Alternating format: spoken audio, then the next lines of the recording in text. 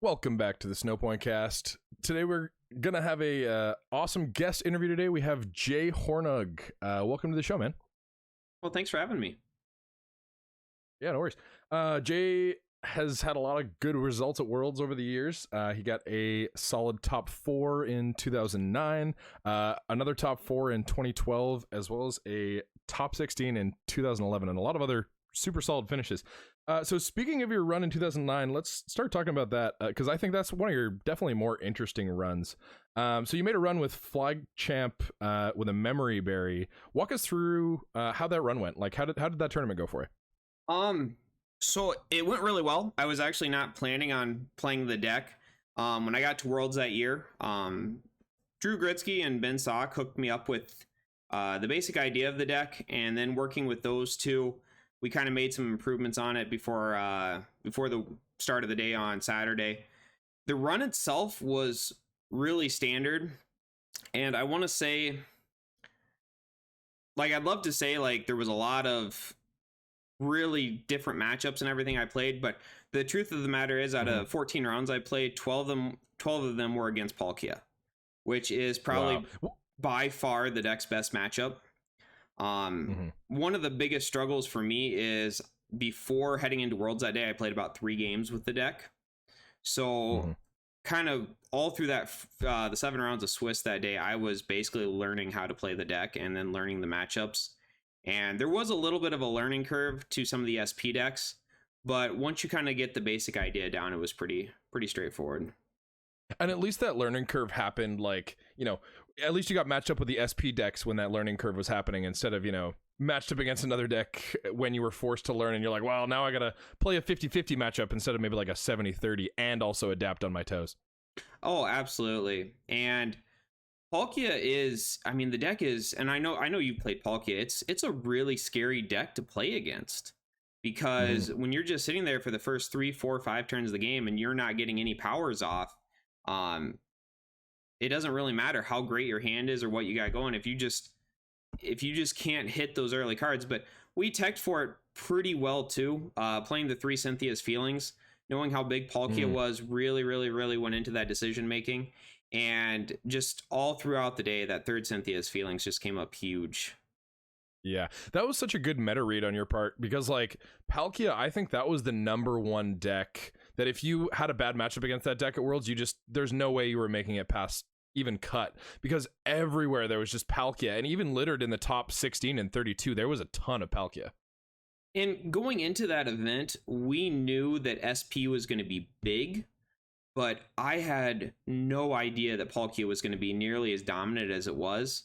It saw some play at Nationals, and it was definitely one of the top decks at Nationals, but it almost felt like it got outshined by other SP decks. And then by the time Worlds rolled around, those Palkia decks were so good, the lists were so good, that it was probably by far the #1 SP deck at Worlds that year.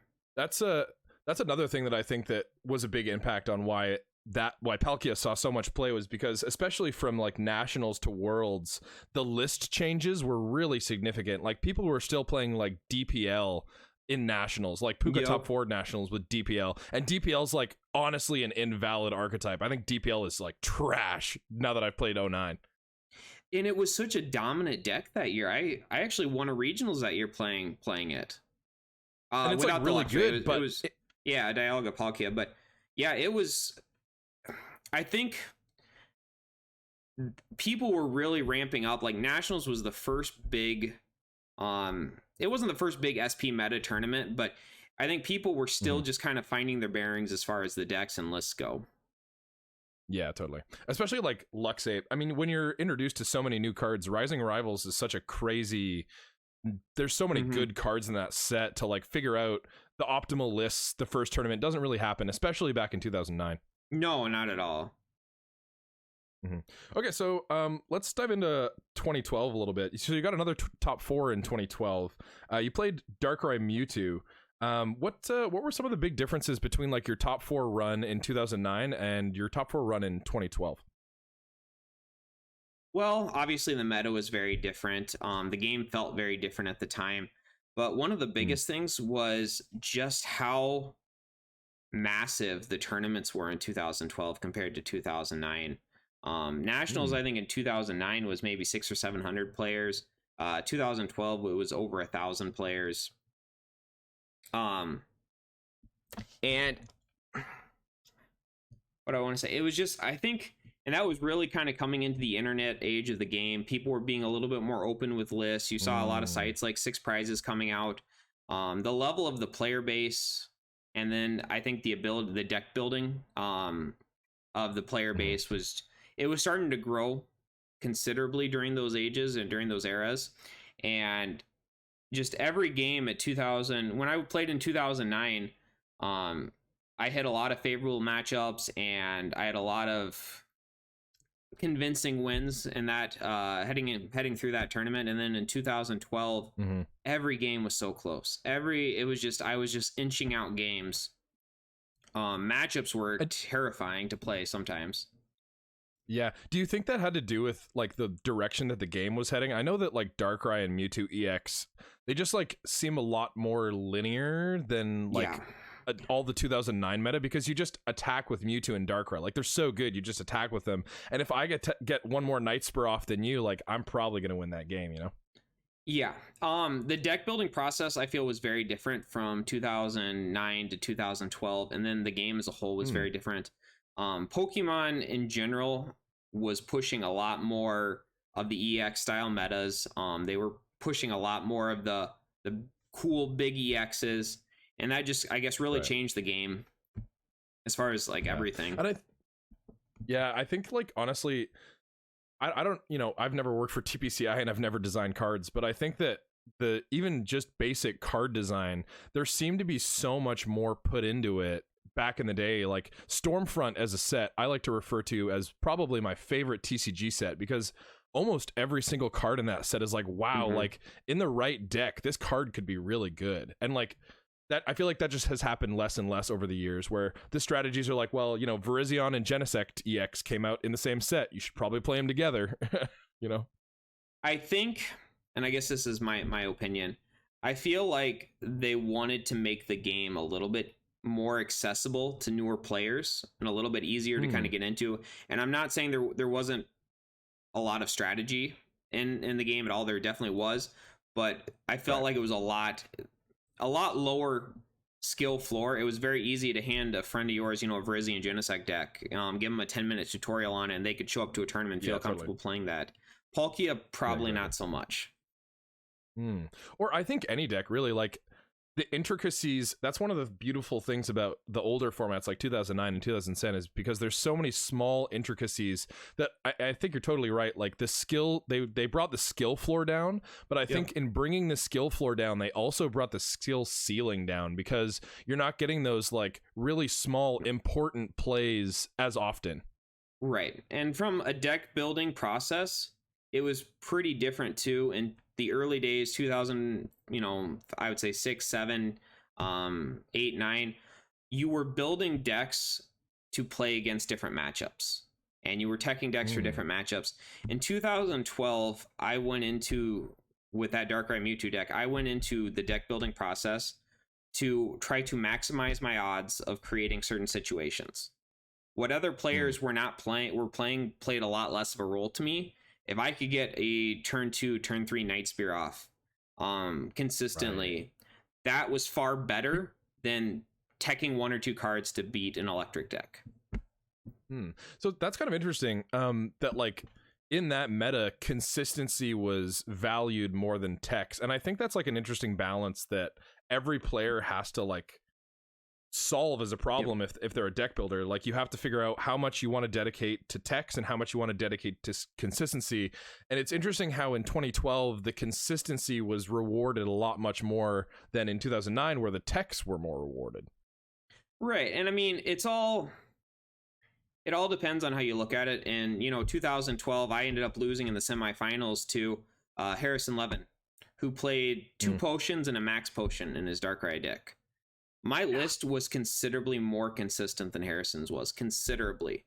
But in that individual game, 2 potions and a max potion were far better cards to have. Right. And that's interesting too, because you can tech for consistency a lot, but I mean those two potions and a max potion are really mirror techs.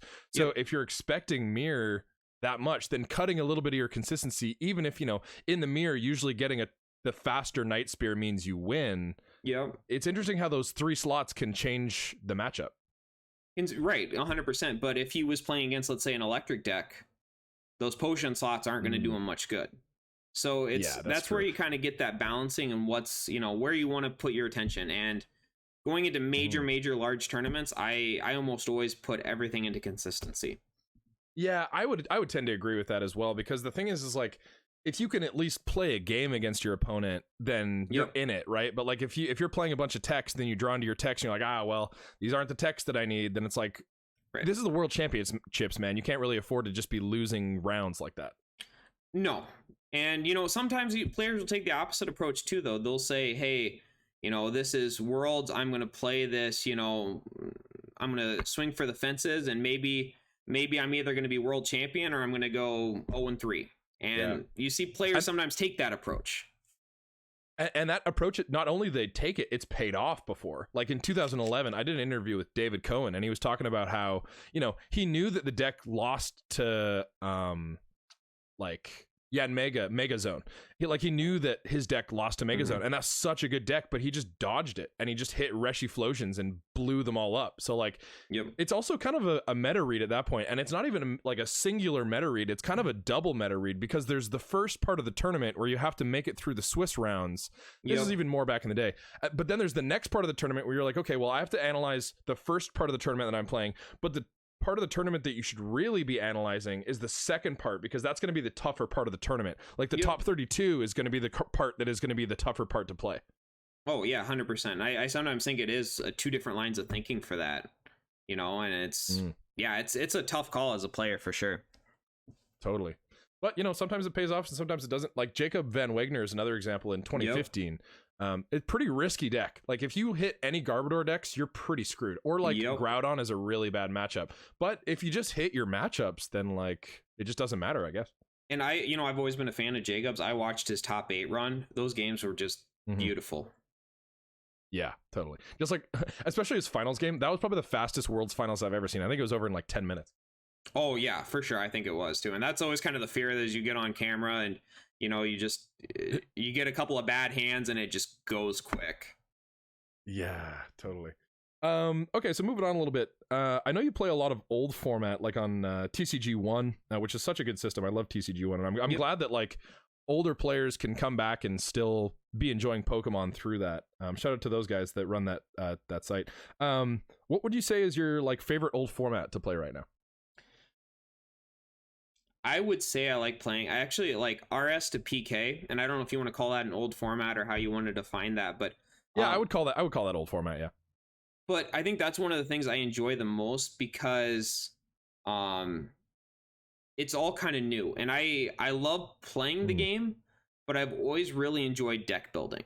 And to come to a relatively unknown format with a lot of old cards and a lot of, like you talked about, a lot of crazy interactions, it's been a lot of fun to try to come up with decks, and it's really satisfying to do well at an event or win an event with this crazy rogue deck you built yourself. And I think RS to PK is one of those formats that really allows for that creative deck building. Like there's so many options in that format just because of the base. Like there's so many cards that you can choose from, that it really rewards people who know how to deck build creatively. And we've even seen, like, I think that's one of the formats that the meta has been the most diverse in over the years. Like I think most other actual formats have been boiled down to like, okay, well, you can play maybe like 4 decks, but if you really want to win, there's maybe like 2 decks that you can play. But in RS to PK, there's probably like 6 or like 8 decks that you could choose, and they're all like really good. Like Shiftry, Banette, like Gardevoir, Raydoom. Like there's just so many good decks in that format. Yeah, and it's honestly, it's one of those things where I feel like I could show up with so many different strategies and stand a chance at winning that day. And even there's not really good matchups, bad matchups. There's a lot of really close, even matchups in that format too. I think at the top, I would probably tend to agree with that. I think once you start pairing like tier 1 decks with tier 1.5 decks, the matchups can get a little skewed. I think Cessation Crystal is just like such an oppressive card that it's tough for a lot of decks to keep up with Cessation Crystal decks. Cessation Crystal is so bad, and then on top of that too, Rocket's admin, POW, and Minim are probably the other three. They're good for the format and they make the format interesting, but you can get into some pretty ugly situations with those three cards too. Like Cessation Crystal admin to 2 or 1 is like pretty rough. But it's actually been kind of interesting because you'll see players upping their warp point counts just as kind of a switching card and to have a pseudo out to the Cessation Crystal. Right. And that's kind of interesting that like that's what I was saying about like the meta being so diverse, because the meta is always like, not always, but it's pretty consistently changing too, because players are adapting to, you know, like if like Guardy, for example, everyone thought Guardy was like BDIF for the longest time, and then they were just like, we can just play decks that like beat Guardy. Right. Well, and I think the other thing that kind of appeals about that format is there's a lot of really, really good decks in that format that are great for beginners to play. So Gardevoir, I would say, is would not be the easiest deck for somebody that's a super hard deck. Has no idea. But if you're familiar with maybe the, you know, more recent Pokemon, you could very easily pick up, you know, a turn 2 Arcanine deck or a Benetti EX deck and kind of get your feet wet in that format, and, you know, make sure you're picking up some wins along the way too. Yeah, totally. And those decks, not only are they easy to play, I feel like they also teach you the game really well. Like if you're playing with Benetti X, your control over like where your Pokemon are on your board and like where your damage is, like you just have a lot of control. So I feel like you're totally right. Like it's really solid for a new player to pick up. And if you're interested and you're listening to this and you're like, wow, these guys are talking about this new Pokemon format that I want to play, there is a Discord. I'm going to link it in the description. There's a Discord where it's every Sunday, right, Jay? There's tournaments? Every Sunday. Yep. There's two every Sunday right now. 2 every Sunday. And so, yeah, you could roll up to this Discord and just play for free on TCG1 as long as you have an account. It's super easy to set up. I'll link a link in the description to I made a tutorial video for the TCG1 as well. If you don't know how to sign up, I'll link a description there if you're trying to play some TCG1. Okay, so RCPK, definitely a sweet format. So I have... Speaking of deck building, just because like RSPK is such a like, and you've said how like deck building for you is your strength, and I'm hoping I'm not like stepping my bounds, but like a big reason that you play Pokemon, right? Like it's one of your like the reasons you're passionate about the game. Absolutely, and it's, you know, and I grew up, I loved Pokemon. I got into it, you know, with the craze of everyone else when they were in, you know, early school. I guess I was in early school when it came out. I think it was 6 or 7. I love Pokemon, but one of the things that kept me with the card game was just the strategy aspect of it. I loved the strategy, the deck building. It was a puzzle. You have to figure it out. Yeah, it's like a puzzle, but all the pieces are constantly moving. Right. And it was so much, you know, sitting at home, and one of the, I guess, my best memories is just sitting at home at the kitchen table with my little brother as we're trying to deck build this format and figure out the right plays. And you know, just those are, I think, probably some of my fondest memories from growing up. Yeah, deck building, it's such a like integral part of being a player too, because you can be a good player and just like pilot good decks, but like the really successful players were also good deck builders. And I think there's a lot that goes hand in hand. If you're a good deck builder, you can kind of see, you've got to be able to know what your opponent's playing, what the odds are they're playing certain things and stuff like that. And I think the better at it being a deck builder you are, the easier it is to kind of recognize the options of your opponent. Totally. The options of your opponent, and also like you're playing more of a numbers game at that point, right? Because if you know that you're like, okay, well, I have 4 plus powers in my deck, and I know my deck has like 36 cards. If I'm felicitating for 4, like if you're in that like deck building mindset, you also are becoming a better player. That's a really interesting point. 100%. So bringing up, so talking about deck building a little bit more, I heard that you had a hand to play in deck building from like 2004 on. There was a couple decks in 2004 that I heard you had a little bit of a hand in building. But like what decks did you help out from like 2004 on? Not that you made, but like, you know, just had a hand in building. So I started playing competitively in 2004, and that was kind of my first year, my first Worlds invite. But I would say it wasn't really until 2005, 2006, 2007 did I get better at deck building. And it was really probably 2007 or 2008 before I started working with people on it more. A lot of it was just me and my little brother. So I guess some highlights for me or some things that I'm proud of. 2005, I qualified for Worlds with kind of an off the wall Blaziken deck that didn't play Rayquaza at all. It was just kind of a spread Blaziken deck. And then 2007, my little brother and I, we basically spent all year. We worked really hard on building the Scizor Metagross deck that I ended up second at Nationals with, and he ended up in the top 8 with a list that I think was one card off. Say which Pokemon again? I heard the Metagross, but what other Pokemon? Scizor. It was a Scizor deck, and it played Metagross and Nidoqueen. And the only difference between the two decks is I played Latios Star and he played Latios Star, because those were super expensive cards for teenagers, and we didn't have the right copies for each other. That's so unfortunate that Star cards were so expensive, because they were also like so important. Like in 2006, I think Bombtar, like especially the versions that play Ray, like it could have seen a lot more success if Ray was a lot more accessible. You know, and it's kind of hard because you look at it two different ways, because on like the grand scheme of things, like when you're going to like a states or regionals or even a nationals, 100% that'll play a huge impact. When you're playing at that Worlds level, though, I would say about everybody at Worlds had the cards they wanted. Yeah. Well, it depends on the player too. I mean, like the thing is like that's probably true for most masters, but like seniors and juniors players, I feel like the card accessibility is still tough, because no parent is willing to shell out like $600 for a Ray Star. Thankfully, it was a little bit better back in the day, but yeah, I think they were all bringing around 100 at least. So so in 2005 you did the Blaziken deck. What other decks did you like have a hand in playing? I think there's some other decks in 2008 that I read that you had a part in too. A lot of it was maybe 2009. Yeah, so there was a lot of different things. I guess the ones, like I said, that I'm kind of proud of, I would say that I was very good at taking kind of being the first person to, I won't say the first person, but without having a lot of, at the time there was not a lot of internet information out there. So yeah, totally. I would be very good at kind of teching and building different decks. And I mean, I can't take credit for, a Gardevoir Glade, for example, but my little brother and I, we'd get together and we had very polished Gardevoir Glade lists. I would say some of the bigger decks that had big impacts on the meta would Smeargle Eels, I'm very proud of. I was the first person in the United States to really play that deck and have success with it. Darkrai Mewtwo, of course. I would say those are probably the biggest two.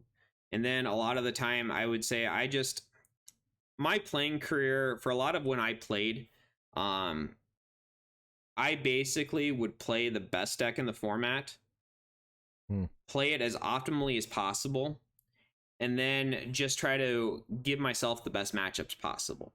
So a lot of the time,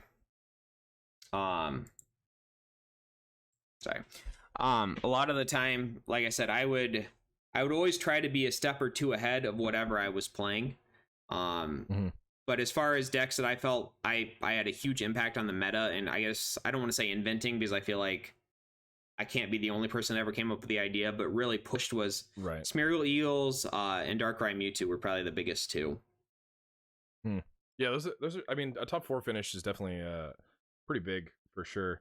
And that's, I want to rewind it a little back a little bit, because you said something really interesting. You said that you mostly played like best deck in format or like big meta decks, and I think that there is an apt strategy to that, especially if you're listening to this and you're going for your Worlds invite, because okay, so like one of my friends, Jackson Ford, he had this strategy where it was I think it was actually his dad's strategy, but he was a senior at the time, and the strategy was, it was back in like 2014, but the strategy was just like, okay, Blastoise is so good, if you just play Blastoise the entire season, not only is it a really good deck, but also like as you get better with the deck, it's just your like minute plays become a lot better because you can like make all of the correct decisions all of the right time because you have so much experience with the deck. And I think that that's a really valid option if you're considering getting into the game, even like in today's standard meta. You know, it's a little bit different now because the meta is shifting so dynamically all the time. But if there is a deck like Pikarom, for example, is a deck in standard right now that like has existed for a year and it's been good for a year, you just, if you pick one deck and stick to it, then sometimes you get rewarded for that as well. So that's an interesting strategy that you took, and I think that it is a really apt strategy that can pan out to success a lot of the time, for sure. And just kind of going along with what you said, playing what you feel comfortable with and playing what you know is always going to give you more success than playing whatever's hot, you know, at the time. Totally. Yeah, so it's like, you know, if you know Blastoise and you're a really good Blastoise player, just play Blastoise.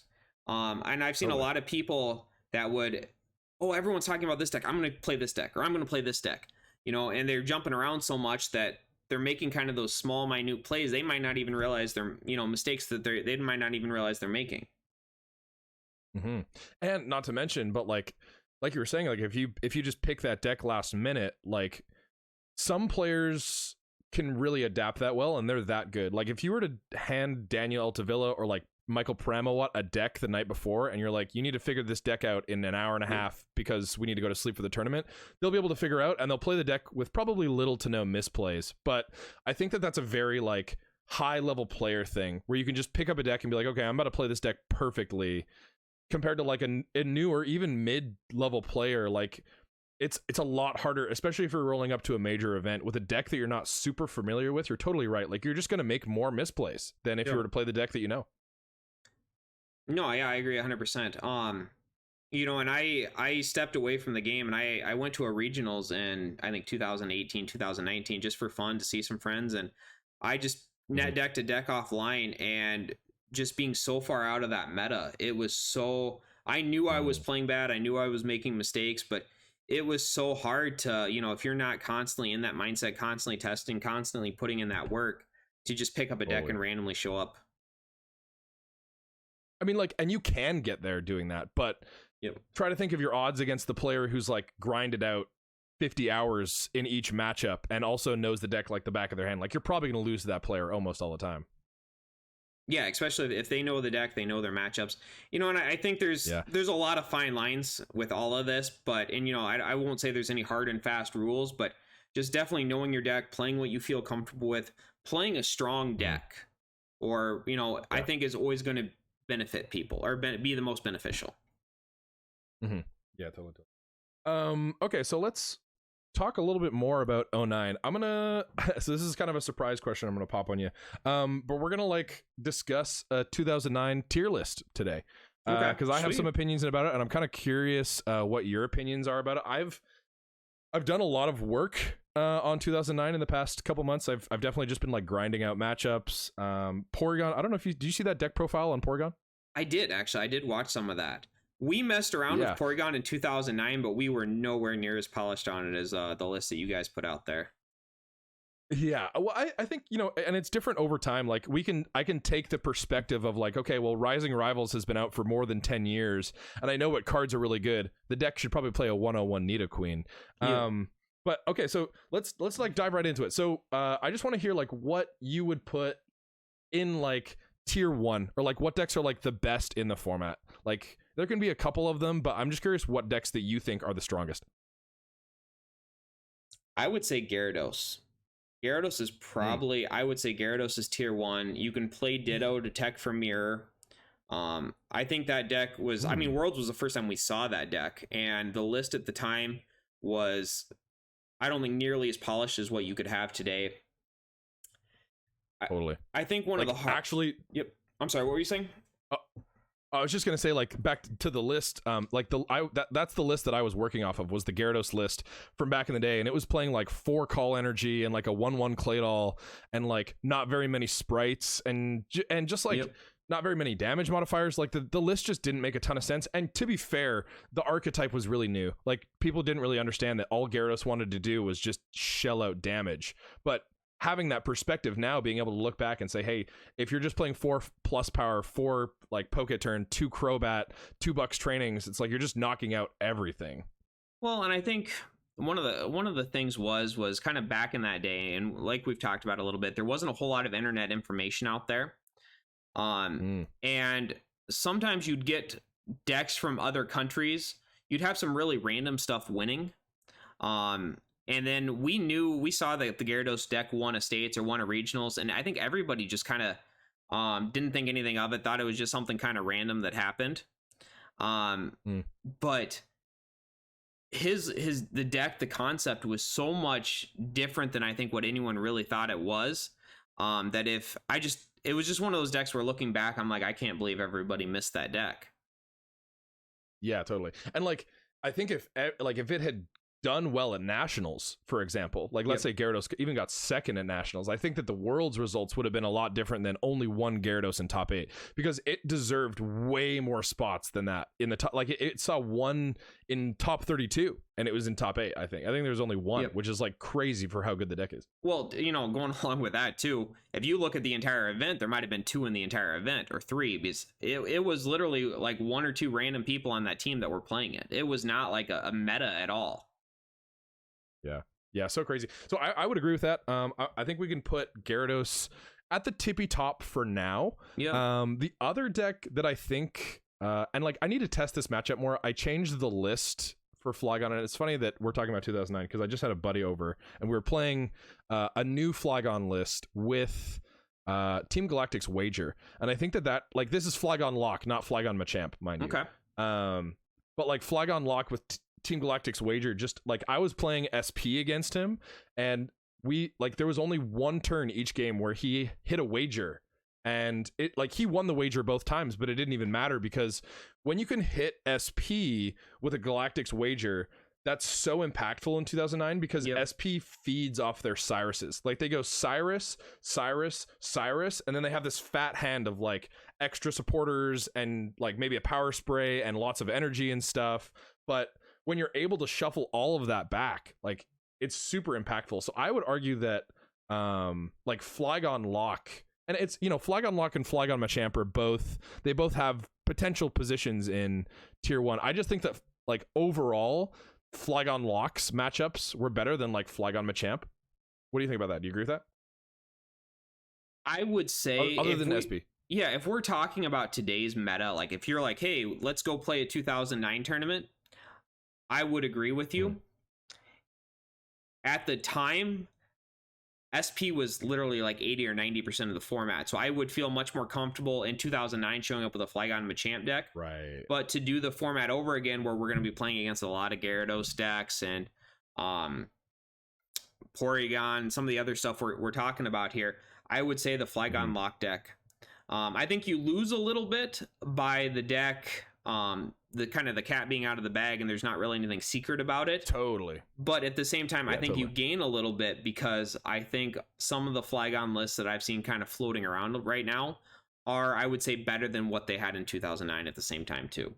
Yeah, totally. I would agree with that. And that's kind of the nice part about not being in the meta. And I think that like the Flygon Machamp to Flygon call, that's less of a how powerful is the deck and more of a how prevalent is SP going to be in this meta. Because even though like let's say they're equal in power, Machamp is a significantly more powerful deck if there's a lot more SP decks in the meta. But I think we can put them both up there maybe. Like I think they're below Gyarados. Like I don't think they're as good as Gyarados in terms of like consistency and power, but I think they're also in tier 1 probably. I would say they're just vastly different decks. I would say it's almost like comparing, Gyarados and a Luxray variant. Like the decks, the strategies, the matchups are just so vastly different. Yeah, they both, are based kind of around Flygon, but just everything else is so different about the two decks. Yeah, they are pretty different. So the other deck that I think could also exist in tier 1, and this is a matchup that I've yet to test with updated lists, and I'm that's like my next. Keep an eye out on the channel because this versus video is going to be coming out eventually. But Gyarados versus Beedrill. Beedrill's another deck that I think could be a contender for BDIF in 2009. What do you think about that?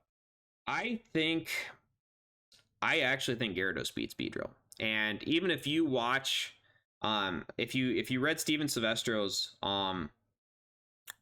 report from Worlds that year, he beat the Gyarados player because the Gyarados player missed 3 super scoop ups in a row. If the Gyarados player would have hit one of his 3 super scoop ups, Silvestro would have lost in the top 8. And that's interesting because that Gyarados list was also like really bad. Like, imagine if he was playing with like a good list.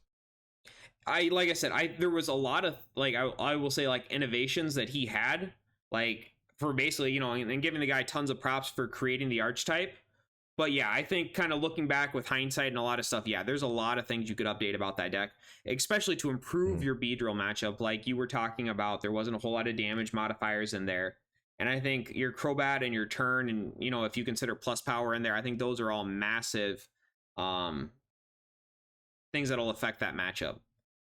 Yeah, and they're just massive things that like affect the deck in general, right? Like you need to be hitting like 110 off Luxray, off of like 120 off of a Flygon, 110 off of Beedrill. Like it's just a really important number to hit. So I think with like the inclusion of plus power, shout out to Trevor Reed. That's a Trevor Reed classic tech. He was the one who told me to try that out, and it ended up working really well. But like having that just base, you need to be doing more damage with the deck. It kind of just fits into the deck strategy, which is what I think part of the problem was with the older Gyarados lists, is because they were playing like 4 call. Sure, that's great on the first turn, but your deck doesn't even use energy. So like, what's the point of attaching a call except maybe to retreat later in the game? That's like when that card could be a plus power or like another Bucks training or something. You know? Well, and I think that's kind of an interesting point too, because one of the things in 2009, we slapped 4 calls in everything. Like there wasn't even really a choice. You started with a 56 card deck and you played 4 call energy. And I think sometimes in that deck building process, people can get so in the mindset of I have to do this certain thing that they kind of they'll miss the they'll see the forest but miss the tree, or miss the tree and see the forest, whatever the analogy is for that. Right. Yeah, that's super true. And I think that's like, you could even learn from that if you're a deck builder in today's meta, just to like, it's one thing to play 4 Professor Juniper in a deck because 4 Professor Juniper, I don't know what I think it's like, they reprinted Professor Juniper. I don't remember what the technical card is for it. I think it's like Professor's something. But like some decks don't need 4 Professor Juniper, like just because it's quote unquote staple and the meta, like if you're an innovative deck builder, you should be able to see past that. And I would do that when I was deck building stuff. I would go through and I would say, do I need, 4 Professor Juniper in this deck? Or, a more obvious example is, do you need to play 4 Dark Patch and Darkrai? And maybe the answer is 100% absolutely yes, but you should be able to kind of articulate why you're playing those 4 Dark Patch. Exactly. And the reason for every single Dark Patch, right? Like you can't just say, oh, we're playing 4 because it's a good card. Well, there's lots of other good cards in the meta. What warrants those exact 4? I think you're totally right. You hit the nail on the head there. Like, even if you go back and you say, hey, well, that was really stupid that I questioned 4 Dark Patch in a Darkrai deck. Like, now we know that's absolutely ridiculous to say. But it's not about figuring out, like, am I right for questioning that? It's about questioning it in the first place to say, hey, is this 100% the right thing to do? And is there maybe some better slots that this could be dedicated to? And I think that's when you find tournament winning decks, is when you ask yourself those questions. Totally. That's interesting. I'm glad this conversation took a turn this way because I didn't expect it to go this way, but we're talking about some real Pokemon stuff right now. Well, and I think 2009 is so 2009 is so unexplored that I think you have so much room for innovation in that format too. Totally. There's a lot of actually DP era like formats that have room for a ton of innovation. I was looking at 2008 the other day, and like 2008, they're like GG is pretty oppressive, but there's still room to grow. Absolutely. And I think any of those, looking back and you kind of have hindsight and, 10, 15 years of knowledge, I think you can find a lot of fun and crazy stuff in some of these formats. Yeah, totally. Okay. So going back to the 2009 tier list, where would you put like the SP variants, like Luxape and Palkia? Where would you put them? Like tier 1, tier 1.5, tier 2? I would say, I'm going to say anything like the Luxape in particular, I would say would be tier 1. The deck can be so fast, so quick, so overwhelming that I think you have a tier 1 deck there. I think I would definitely look at lists, I think lists have a lot of room for improvement. I would look very closely at Lux Chomp lists from 2010, 2011, and take some innovation from those on how those were built. But I definitely think Luxray variants were very strong. I think Palkia is tier 1. Obviously, I watched your video that you put up a couple weeks ago on that. And you just, it's, the deck can be so oppressive on stuff that I think that's another one too that I would say is definitely tier 1. Some of the other ones, some different Dialga variants, I would put maybe a little bit lower, but those two I would say are tier 1. Okay, so this is the first time we are going to disagree on this tier list. I think that they are, I will agree, I think they're really powerful archetypes, and they're like really good decks in general. But I would personally put them in 1.5, just because I think they do have losing matchups to most of the tier 1 decks. Like, for example, Luxape and Palkia both should lose to Gyarados, in my opinion. And I think they should also both lose to both Flygon variants. Like, I just played... I'm a little bit biased because I just played games with those two decks. Yep. But I played against the newest like Flygon list that we were developing with Team Galactic's Wager, and one of those games was with Luxape, and the other was with Palkia, and like it was a close-ish game, but neither game, like I had board state at one point in both games where I was like, okay, my board position here is stronger than Trevor. I was playing my friend Trevor, and like my board state is better than Trevor's right now, but at that same time, I still recognized, I was like, even though my board state is better, like I don't feel in control of the board, if that makes sense. Because like, you know, my board state is good and set up, but like at the same time, all Trevor needs is like one more Flygon, and then all of a sudden the board and the game momentum switches in his favor. So I think that's like one of the weaknesses of the decks is like and I think maybe at the time they might have been like tier 1, but I think as decks have like developed better lists, I think those two decks in particular are decks that haven't had as much room for innovation. Like Palkia Lock at the time seems like pretty optimal. Like yeah, that I'd agree with. For what the list can be. I'd agree with. Yeah, Palkia was pretty close to pretty optimal. I think the Luxray variants, I think there is definitely some room in there to I think to grow that deck like you're growing some with Gyarados or Porygon, things like that too. I think there is some room in there to really I guess innovate that deck a little bit. Yeah, totally. And that's another deck. I haven't posted it yet. I meant to post this list on my Twitter today. But I updated my 2009 lists. So check my Twitter out if you're looking for some up-to-date 2009 lists. And one of the edits that I made was Luxape. I changed that list around a lot because initially, you know the Puka Nats list, right? Yes. So that list was like, it was okay, but there were some definitely questionable decisions like Stark Mountain and Rayquaza. I tweeted Puka about it and I was like, yo, like, what is the deal with Ray? If you start Ray, you literally just lose. And then he's like, yeah, Ray's bad, and like Stark Mountain, you know, looking back, I think that those cards could be something better. And then he told me to put in a Sunny Shore Gym, a second Power Spray, and a Roserade GL. And I think Roserade GL is one of the biggest additions that has really, really like helped that deck a lot, because you can Bright Look at Claydol and then poison it to like shut your opponent's setup down a significant amount. We gave Kyle a lot of a hard time on that Rayquaza. There was all the props in the world to him. He won nationals, but yeah, he definitely had some questionable choices in that deck. Yeah. I was also gonna say that like I've edited the list even more. I took there was one card. He said a Sunny Shore Gym was another card that he said that I should play. And I took out Sunny Shore Gym for a third Power Spray. Like the deck's playing 3 Power Spray now, which I think is like way better. Claydol's way too good of a card in 2009 to just like let your opponent set up with it. Like you have to be spraying early Claydols for sure, as well as a second Premier Ball, because I think like I have a third base Luxray. So I'm playing like 3-1 of the like baby Luxray into level X and 2 Premier Ball, just so that you can consistently hit that turn 2 Luxray, because that's what the deck really like. If you're not hitting a turn 2 Luxray, the deck loses its strength by a significant amount. I think the 2 Premier Ball is essential, and I also think the 2 Premier Ball kind of leads you into playing a 2-1 or 3-1 Uxie with Unknown Q, which I think is also very important to the deck as far as consistency. Yeah, that's true as well. Claydol's another thing in that deck that I'm not 100% sure about. I think it's pretty good, but I also think that like Flygon is such a good deck that I don't know if it's really valid anymore compared to like some other stuff. I think I played Claydol that year at Nationals. I played Luxape to I think a top 32 finish that year, and I played Claydol in it. But it is such a liability against Flygon, like you're talking about, and then good Luxray players. Because any good Luxray player is going to drag it up and then Infernape spread around it. And as soon as you get it back to the bench, it's going to get dragged up again. Right. And then it's like, why am I playing these cards on my list for them to be dead in some of my matchups? It's dead against Palkia too, like bad card against Palkia for the most part. Yep.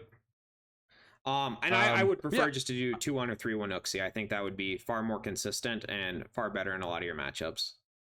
I think 3-1 Uxie, like I already have 2-1 in the list that I'm playing right now. I think 2-1 is, you have to be playing at least 2. 1-1 is pretty like mediocre for sure. At least 2-1. I could totally see 3-1 being a thing too. Like there's so many turns where you're just like, well, I have a search here with Cyrus, but I really just want to draw more cards.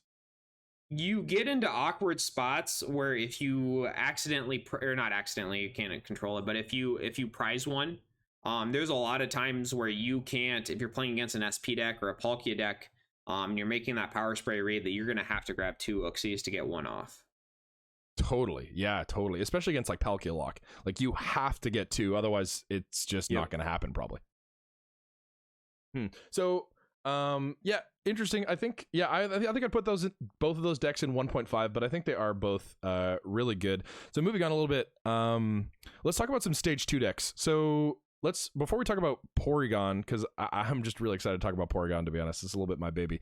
Let's talk about Mother Gar, because that's another prominent deck in that format that I think is definitely very powerful as well. Where would you put Mother Gar in the tier list there? I don't think it's as high as a lot of the tier 1 decks. I was not a huge fan of the deck in 2009. It was great at taking 3 or 4 or 5 prizes, but it had a really, really hard time closing out games, was my experience. You see, that's interesting because I found the exact same thing when I was testing. And I made some list edits, but keep going on. I'll talk about those in a second. One of the things that I did with my deck, and I don't know if you came, to the same conclusion on it, was I actually ended up playing a 1-1 Luxray in the deck, because what that would let you do is you could go up 3 or 4 prizes really, really easily, and then Luxray and Nidoqueen would let you get those last 1 or last 2 prizes you needed. That's interesting. Yeah, that's actually really interesting. A Luxray. The only thing with Luxray is like, it just doesn't fit into the like regular build of the deck, right? Like you're not playing Poké turns, so you only really get to use it once. And like when I'm deck building, I sometimes like have a problem with putting in cards like that, because I feel like if it ever takes away from the deck's main strategy, it's one thing if it lets you take more prizes or like solve a problem, like that's really good. But it's another if it like does that and also fits into how the deck works, right? So one of the examples that I use for this deck is like Crobat is another tech that some people talk about playing in Mother Gar, and it's really good because it lets you go 60 snipe on an Uxie with a Crobat is a knockout. But again, like I just found, because I tested that variant a fair amount where like you played Crobats, and I found that the issue with that was one of 2 things. The first was because you weren't playing that SP variant where you didn't have like Poké turns and stuff, you really only got 1 use out of your Crobat, which felt really bad, especially considering it took up a bench slot for the entire game, which is like, that feels so bad when you're losing a bench spot for 1 damage snipe. I don't know, the trade-off just seems kind of bad. So what I did instead is, and I'm curious your opinion on this, this is 0 testing, I haven't tested this at all, but I just printed these proxies out and I'm going to try it soon. It's a Lunala, no, not Lunala, Cresselia level X. Are you familiar with Cresselia level X? Oh yeah, I love Cresselia level X. Yeah, super good. So like the problem that I found with the Crobats was that it was taking up your bench space, and like that was an issue. But you also needed to be able to move damage counters, because getting those 1-hit knockouts on an Uxie or an Azulf is still really good. Like you can't really afford to hit a Uxie for 60 because they can just psychic restore it and then you just wasted your turn. But with Cresselia, it's really nice because as soon as you hit the Cresselia, not only are you able to hit those damage pings, but you also like you change the strategy back to the deck's regular strategy, right? Like you're able to heal off of your own board, which the deck already really loves doing. Like you just want to rotate around Gengars and heal. So Cresselia also allows you to do that. And it's got some niche attacks too. I mean, the attacks are kind of cool, but just being able to like, it's one of those techs that like you're able to fulfill what the other tech couldn't, like Crobat. Like you can fulfill the same thing, but it's got even more uses as well. Like it's able to heal and stuff. So definitely an interesting tech there. I'm also playing a second Night Maintenance because I totally agree with what you're saying. Closing out the game seemed really hard, and my logic behind second Night Maintenance was because, okay, if you can like force your opponent to kill 6 Gengars, that's like your optimal game, is if you can force them to kill 6 Gengars, because you want them to flip through Feigning Spell. And then they flip like 50-50s. That means they're flipping 3 tails, and you're taking 3 prizes just through having Gengars on your board. So like that's half your game right there. The rest of your game can easily be taken through Sprite knockouts or Poltergeists, or like taking 3 prizes with Gengar is really easy. But I totally agree with what you're saying, how playing that long game can be a little tougher, and I think Night Maintenance could be a potential solution to that. That Cresselia is a really interesting idea. I've never thought of that before. I think all the Mother Gengar lists that I played were all based around playing Crobat and Poketurn, and then that's, the Luxray would fit in really well with that. But no, that's a really interesting idea. I never thought of that before. And Cresselia level X also has it's kind of a sick attack, to be honest. So for a Psychic colorless, it only does 40, but if you knock out a Pokemon with that attack, you get to take an additional prize card. So especially with Gengar's first attack, being able to set up knockouts and then like take a double prize for the game, it just fits into the strategy of like, well, if I have a bunch of energy extra to attach, I may as well put it on this Cresselia, and then I can potentially take my 2 of my 3 prizes that I need to take that aren't from feigning spells off of this Cresselia. Yep. But yeah, so definitely a little bit interesting there. I think I would put it in probably tier 2. I don't think it's as good as SP, and I think both SP variants are better. Would you agree with like a tier 2 placement? I would say perfect on that. That's exactly what I'd say. Yeah, totally. So I think tier 2 is definitely good for that deck. Moving on to Porygon. We're gonna talk about Porygon a little bit. So those that don't know, Porygon was an archetype that kind of existed. It almost got top 32 at US Nationals, but it ended up facing some of its worst matchups, like Palkia. It found some Palkia, and that is just like your auto loss matchup. You cannot beat Palkia because you rely on powers really hard. Like every single Pokemon in your deck, other than Porygon, pretty much, and Nidoqueen, has a power that you really like to use. So Palkia shutting you down is really bad. But I do think that deck, it alternatively, even though it loses to Palkia, it can win against some of the other tier 1 decks. Like for example, Flygon is an amazing matchup for Porygon.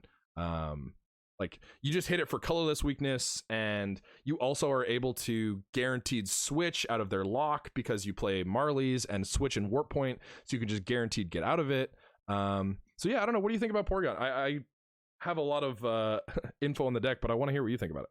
Hey, and like I said, I watched your video when you put that out, and the deck looked really interesting. It looked really fun to play. It looked like something brand new for the format, but I have not played the deck at all, so I can't really give you any insights or thoughts on it. I always thought the concept of it was very cool, but at the time, some of the stuff that you talked about is the exact same stuff that I was struggling with, mainly just Palkia and Power Locks and different SP variants and stuff. Yeah, and it's like one of those decks that would have been a severe meta call. Like you wouldn't need to. And it's interesting because like the decks that did well at Worlds, like if you could look back at the beginning of the tournament and say, okay, well, I know that there's going to be like 3 Flygons in top 4 and a Beedrill, and there's going to be like lots of Flygon throughout the tournament, then like I might play this deck. But at the same time, it's like it's one of those high risk, high reward calls where if you run into 2 Palkia, that's just your run right there.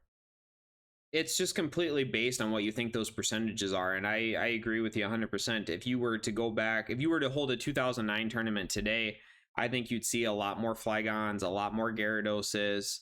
I think the meta would be a lot less, more diverse. For Worlds that year, if I had to put a percentage on it, I would say 70% of the decks were SP, if not more. Yeah.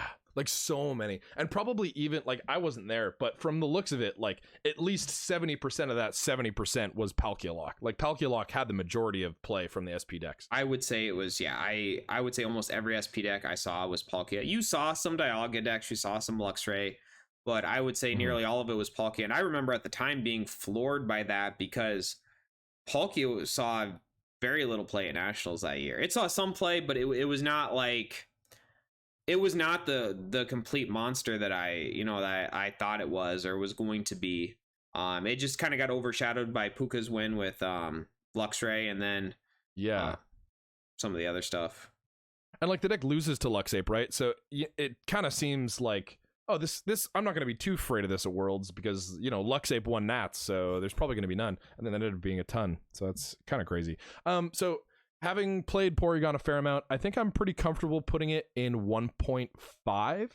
It does lose some matchups. Like I think Palkia is like your obviously really bad matchup, but you can steal out wins even against your tougher matchups like Beedrill and Gyarados. Like those are tougher matchups, I think, but you can still like win against those decks, and against any other deck that it's like you still have a shot. Like you have a strategy where you can just blow up your opponent for 200 damage if you hit the board state. So yeah, I think 1.5 is a good point for that, good place for that deck. This is another deck that I have a really severe opinion on, and I'm curious what your opinion is on it. So Kingdra in 2009. What do you think about Kingdra? Where would you put Kingdra on the tier list in 2009? I would not want to sit down at a tournament and play against Kingdra. At the same time, against it. I wouldn't want to. Yeah, I would not want to play against it. At the exact same time, I would not want to show up to a tournament and play Kingdra. Right. So why is that? It's the deck can be the deck's very scary to play against. You know, when they're hitting turn 160 combined with Crobats and plus powers and all the other tricks they play in the deck, you can just, if you don't have a very, very strong opening hand, you're just going to lose that game. And you saw that at Nationals that year too. Alex Presario went, I think, all the way, it was top 16, or maybe he made top 8 with it, but he was beating Luxray players, and he beat Ross, I think, in top 32 or top 64, like matchups you'd think the Luxray player would win. And it was just one of those things where Alex would have the hands for it. At the same time too, the deck just, you can get some really awkward hands with it. If you aren't getting your Kingdras and instead you're getting hands full of Poke Turns and, you're missing energy drops, stuff like that, it can get really awkward really quick. Yeah, totally. I would totally agree with that. Like the strength of the deck lies in your turn one. If you're able to have a really strong turn one, then the deck has a lot of power and it's really scary to play against. But on the other hand, if they miss a turn one Kingdra, the deck is a lot less scary. Like you're not really feeling threatened because if I get hit turn 2 for 60-20, it's whatever. One of the other things that I think is really interesting about Kingdra's strength in general as a deck is, I think, like Kasami Sekum won UK Nationals, I believe, with Kingdra. And yeah, the issue that I think the deck has that people didn't really realize when the time Nationals were being played was Nidoqueen. Like Nidoqueen single-handedly kills the deck essentially, because you go from doing 60-20, which is pretty good damage, to doing 40. Having to discard 2 cards as well. Like that's just awful. And that was one of the things we talked about heading into that weekend playing Flygon.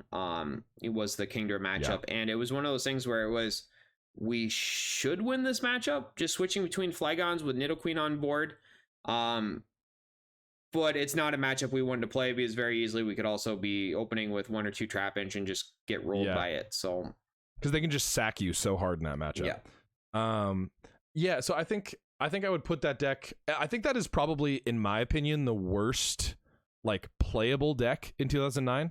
Because we could talk about Scissor Cherrim and all that, but those decks are actual hot garbage, so I'm not really going to discuss those. But like it's the worst like playable deck. Like it's decent, but it's still like you're so reliant on hitting a hard opening. That it's like it's just not as strong as some other decks. Right, and I agree with you. It's one of those things where it's just, I don't ever want to sit down and play against the deck because you know how crazy that deck can be when they get a decent hand. But it's just not something I'd ever feel comfortable playing. Yeah.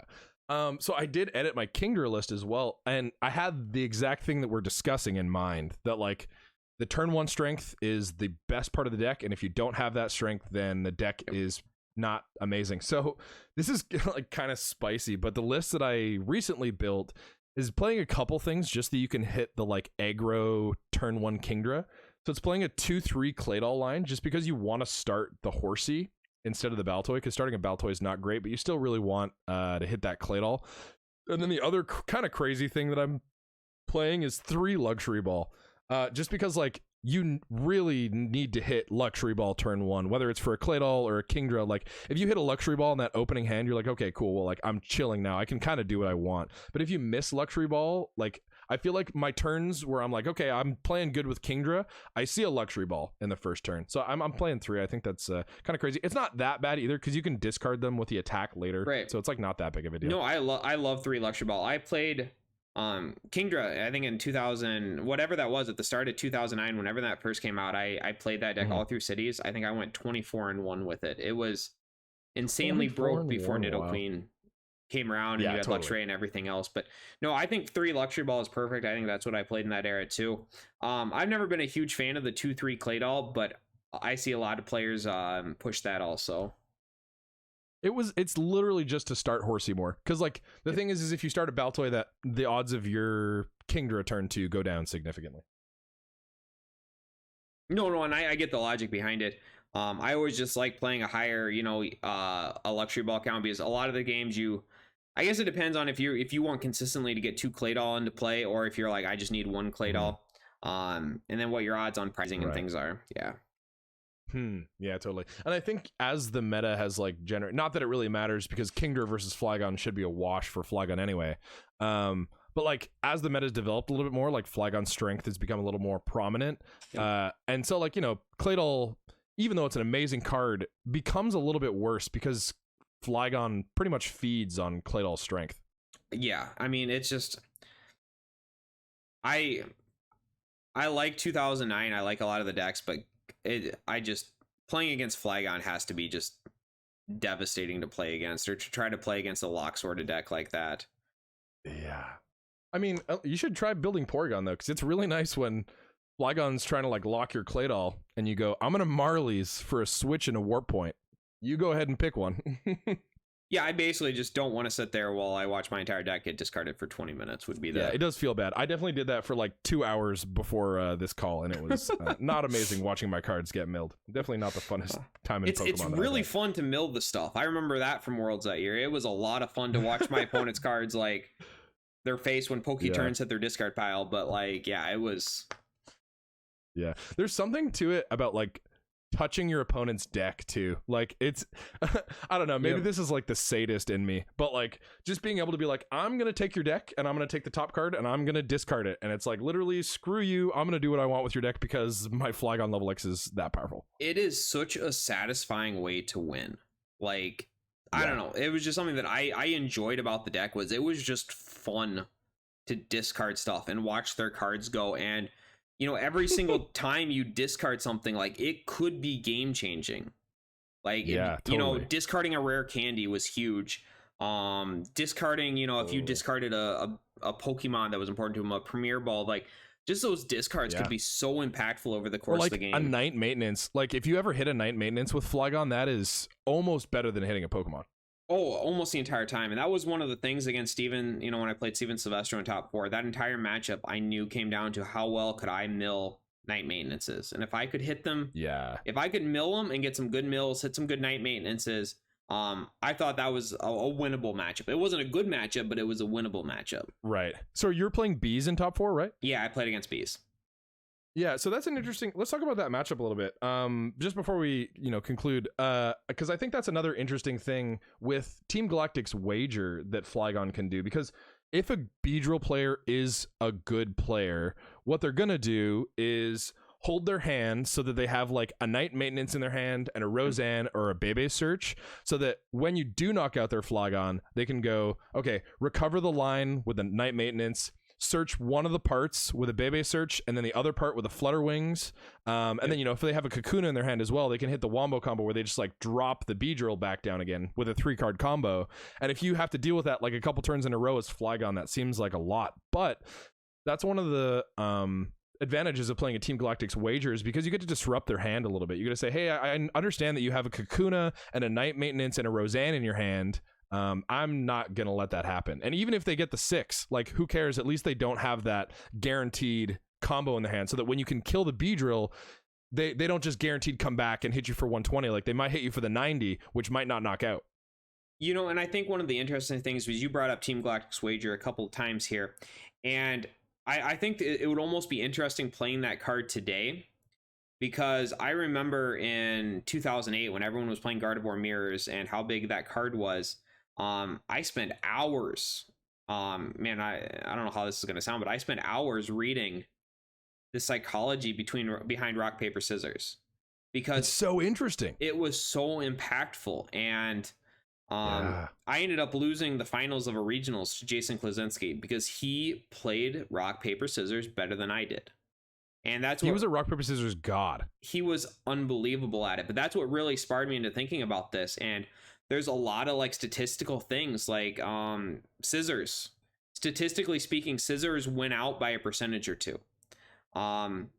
Really? Men are more likely to choose rock because they see it as a source of strength and power. People and women are more likely to select scissors. That one I don't know, but I just remember reading that because men are very common to select rock. If somebody throws very quickly, they're considerably more likely to choose rock because they have less time or less thinking time to switch it. Right. And their hand's already in that position. Right. That's interesting. And one of the things that we did not do in 2008 that to do it over I would do in a heartbeat is you have to play rock, paper, scissors. You can't roll a dice or flip a coin, but you're allowed to use cards. So it kind of takes... What do you mean? Well, you can have a card that says rock, a card that says paper, and a card that says scissors. So I could put, I could make my decision, put it on the table, and then you could show me whatever you're going to choose. Because I think that takes a certain skill, and especially when you're talking about, we'll say younger players like a seniors or a juniors. There's a lot of ability to kind of just read what they're going to throw. Or do that, Totally. And I'm not saying it happened, but, you'd have those last minute switches and things like that. And I think that just kind of took some of the... and even the like he said, she said about right. it. If you have 2 10-year-olds being like, he waited until I threw and then he threw, and then one being like, no, I didn't. Then it's like, it's just an issue when it could just not be an issue. I couldn't even imagine what it was like to judge during that time period. Yeah, could you imagine? Oh, I will say judging juniors and seniors in general is just, it seems like a really shout out to the judges that do that, because that's not an easy job.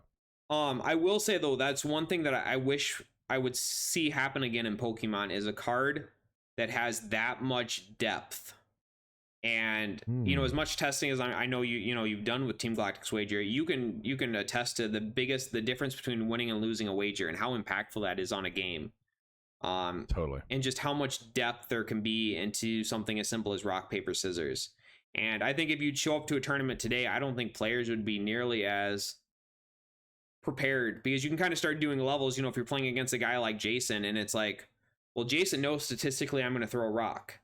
So I'm going to throw, paper, or I'm going to throw scissors because he'll throw paper. But then Jason's going to know. Does he have a read that, like, how well does he think you understand rock, paper, scissors? Because that's the next level. Like, he has to think, how well do you think? Because if you understand it, then your thinking is going to be different than if you don't understand it. When that's what he gets to, it's like, well, does Jason know that statistically that I know that I would throw rocks, so I'm going to choose? And then you can start kind of getting into these whole, like, levels of it. And on some level, when you're playing against somebody that you're familiar with, especially like a player like Jason, or you say you play test with Trevor all the time on it, you start getting into some crazy sort of like, how far down this rabbit hole is he going? Yeah, so true. Because it's like, it's such a rabbit hole, and like the thing about it is if you go too far down the rabbit hole, it's actually bad. Because then instead of being like, okay, well, I think he's gonna do rock, so I'm gonna throw paper, like you think, oh, well, he knows that I'm going to throw paper, so he's going to throw scissors, so I'm going to throw rock. Yeah. And then you end up like double head gaming yourself. Like you went one level too deep compared to like the level that you were supposed to be at, and now you're throwing the wrong thing. And I remember talking to, Jason's a big poker player, and he was talking about a book that he read where somebody would, a famous player would choose if they were going to check or bet or based on like where their watch was. So they would, if it was like from noon to or 12 to 4, on the hand, he would check, and if it was 4 to 8, he would do this, or he would do that. And there was just so many different levels, and there was so much stuff that we talked about with how you can play rock, paper, scissors, or what you can do. on some of that stuff. Yeah, definitely a really interesting level of depth that they added to the game with a single card. Okay, so wrapping up a little bit. This is a question that I ask everyone that comes on the show. So if you were to give a piece of advice to a player listening to this that's wanting to become better at the game, what would be that advice that you gave the players listening right now? I would say and this is something that I've had to learn a lot over the time that I played, but this game has to stay fun. And I played competitively for 10 years, and the pressure to do well at events was so high for me, or I would put so much pressure on myself to do well, that at times it would take a lot of the fun out of the game. And one of my best years was 2012, which was a year that in my opinion, I focused less on Pokemon, or I thought less about Pokemon, and I enjoyed it far more. And I think one of the things that helped me that year was I would go into tournaments more relaxed. I wouldn't feel that pressure that I felt in 2007, 2008, 2009. There'd all be all this pressure on earning a Worlds invite. And the other thing I'll say too is that was really important for me is Pokemon was a big hobby of mine. A lot of my friends are in Pokemon. But if you're going to play competitively, find something outside of Pokemon that you enjoy as well. And that was always something that would help me. If I would go to a tournament, and it's one of those things where if I had a rough day, then there was always something else that I would look forward to in my life outside of Pokemon, that would kind of make that a little bit easier. And I think if you put every single ounce into Pokemon, those losses sting so much more. You overanalyze stuff so much more.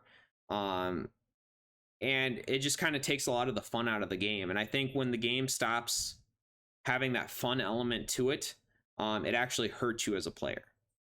Yeah, I would even go to as far as saying that like it hurts you as a person, because like if you're rolling up to tournaments and like you're like, this is my goal, I'm gonna do this at this tournament, and then that falls through, like even though it feels like it's not the end of the world, but you can put all that pressure on yourself and then you feel really bad after, and like your mental health can struggle because of all this pressure that you're putting on yourself. And I remember in 2008 it was on ELO system. So basically, if you won, you got points, and if you lost points. Yep. So my entire Worlds invite came down to nationals. I barely ate anything at all a week before that event. Like I just could not eat. I could not keep food down. I remember taking a backpack with me to the table round one, and I'm like, if I throw up, I'm going to throw up in my backpack, and I'm not leaving this table. Like I'm not going to forfeit this game. But it was just for, being I think I was 17 or 18 at the time, and just that much pressure. It was just, I just wouldn't want to see anyone else go through that. And like I said, it didn't help me as a player. So I don't know. That would be definitely my advice. Some sage wisdom for sure. Yeah. So like even just talk on that a little bit more, because like I was gonna end this, but I think that like this is a really back to the point that you said about having it affect like your mental state. Like okay, so if you're putting all this pressure on yourself as a player, and like if you don't have that other out, I think that especially was a really amazing thing that you said, because when you have that other thing that you can go to after Pokemon, you can be like, well, I did bad at Pokemon, which is a reality of Pokemon. Unless you're cheating, the game is going to be inconsistent on you. That's just how it works. So like being able to after the fact go out and be like, well, I did bad at Pokemon, but at least I, get to play Smash Bros with my friends, or, whatever it is that you figure out that you like doing. Having that secondary, that's a really interesting point. I do like that a lot. And I think that's even kind of helped me in my, life outside of Pokemon as well. If I ever have a rough day at work, it's important to me to have something that I can enjoy, outside of home, or something in my personal life I'm struggling with. It's almost kind of nice sometimes to go into work and not have to think or stress about it, and just kind of having those escapes from whatever you've got going on. I think is just, I don't know, I find helpful. Yeah. Totally. I totally agree with that. It's a really interesting point. And that's a very dynamic point from the advice that the other players have given. Not that that advice has been, bad. It's just been a lot less about, focusing on the mental aspect of it and like focusing on your well-being and more focusing on like do this thing and your game will get better.